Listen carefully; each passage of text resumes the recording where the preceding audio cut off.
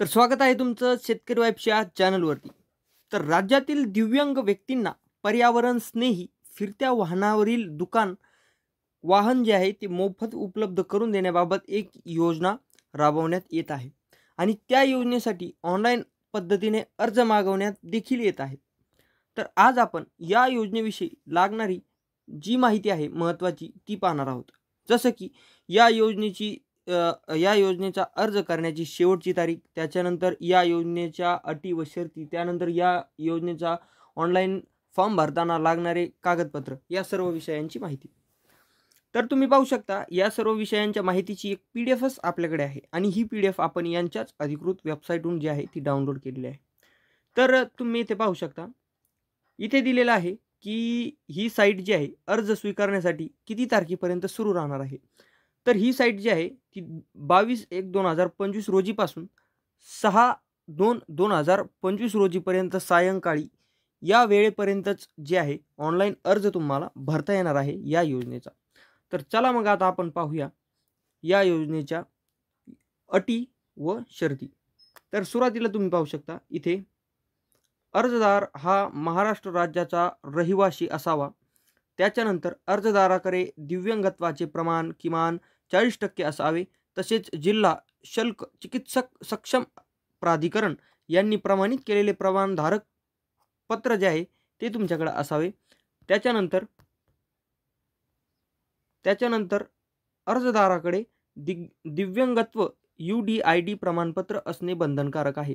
कारण हा अर्ज भरताना UDID क्रमांक जो आहे तो खूप गरजेचा लागतो. अर्जदार दिनांक 1/1/2025 या अर्हता दिनांकाच्या दिवशी 18 ते 55 या वयोगटातील असावा. म्हणजेच अर्जदार दिनांक 1/1/2025 ही जी दिनांक आहे या दिनांकापर्यंत जेव्हा त्याचं वय मोजलं जाईल तेव्हा त्याचं वय कमीत कमी 18 व जास्तीत जास्त 55 इतकं वय असायला हवं. त्याच्यानंतर मतिमंद अर्जदाराच्या बाबतीत त्याचे कायदेशीर पालक अर्ज करण्यास सक्षम असतील. जर एखाद्या दिवंगत जो व्यक्ती आहे तो जर मतिमंद असेल तर त्याचा अर्ज त्याचे घरचे जे आहेत त्याचे पालक जे आहेत ते देखील भरू शकतात. त्याच्यानंतर दिव्यांग व्यक्ती किंवा दिव्यांग अर्जदार वार्षिक उत्पन्न 2.5 लाखापेक्षा जास्त असेल. जर दिव्यांगत व्यक्तीचे वार्षिक उत्पन्न 2.5 लाखांपेक्षा जास्त असेल तर त्याला याचा फॉर्म जो आहे तो भरता येणार नाही. लाभार्थी निवड करताना जास्त दिव्यांगत्व असलेल्या प्रथम प्राधान्य दिले जाईल. त्यामुळे निवड प्रक्रिया अतितीव्र दिव्यांगत्व ते अति कमी दिव्यांगत्व याप्रमाणे राहील. म्हणजेच जेव्हा याची निवड केली जाईल त्यावेळेस अतिदिव्यांगत्व जो व्यक्ती असेल त्याची निवड पहिल्यांदा केली जाईल या वाहनासाठी. त्याच्यानंतर अतितीव्र दिव्यांगत्व असणाऱ्या दिव्यांग व्यक्तीस वाहन चालनाचा परवाना नाकारला असल्यास अशा परिस्थितीत देखील परवानाधारक नसलेल्या अतितीव्र दिव्यांगत व्यक्तीच्या बाबतीत सोबतच्या सहाय्याने फिरता मोबाईल व्यवसाय करण्यास प्राधान्य दिले जाईल. अशा प्रकारची आहे 8वी अट. आता आपण पाहूया 9वी अट. अर्जाच्या वेळी अर्जदाराने सर्व अटी मान्य असल्याचे तसेच संबंधित वाहनाची योग्यता काळजी घेण्याचे बंधपत्र साद करणे आवश्यक राहील. त्याच्यानंतर जिल्हानिहाय तुम्ही इथे पाहू शकता. त्याच्यानंतर जिल्हानिहाय लाभार्थ्याची घोषणा दिव्यांगांच्या संख्यांच्या प्रमाणात केली जाईल. त्याच्यानंतरची अट आहे अट नंबर 11. अर्जदार हा शासकीय निमशासकीय मंडळ महामंडळ यांचा कर्मचारी नसावा. म्हणजेच तुम्ही शासनाचा जो अर्जदार आहे तो कोणत्याही शासनाच्या मंडळाचा कर्मचारी नसावा.